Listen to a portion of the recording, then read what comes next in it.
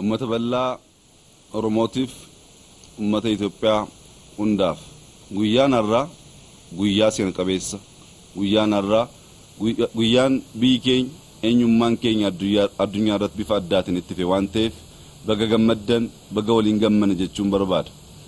Seenaan kun karaa nama tokkootiin bakka bu'ummaadhaan haraawwatu malee hundi keenya itti rakkannee itti kadhannee itti boonyee seenaaf injifannoo addaa kan finne ta'uusaa nan hubadha. Bakka bu'aa keessan ta'ee addunyaa irratti maqaa keessan eenyummaa keessan biyya keessan ibsuu danda'u kootti gammachuu guddaatu natti dhaga'ama. Baga gammaddan jechuun barbaada. Carraa kanaan fayyadamnee tokkummaa keenya ittiin ijaarrachuuf eenyummaa keenya bifa haaraatiin ittiin ibsachuuf ijoollee ciccimoo haaraa ittiin nu keessaa baafachuuf itti gargaaramuu qabna.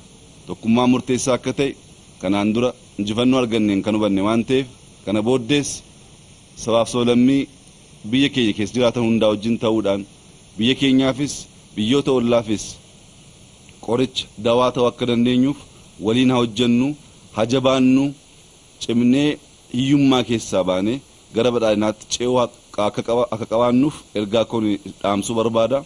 Guyyaa gammachuu, guyyaa nagaa, guyyaa gaarii isiniif haa ta'u.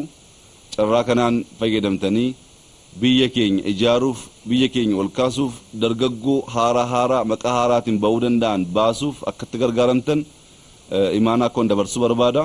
Bakka bu'aa keessan ta'ee sadarkaa addunyaatti badhaasa kana fudhachuu adanda'u malee badhaasni kun kan hunda keenya akka ta'e nan amana. Baga gammaddan.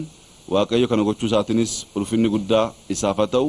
Cimnee tokkummaa keenya eegnee biyya keenya haa ijaarru, badhaadhinaa finnu, wal dhibdee, wal mormii,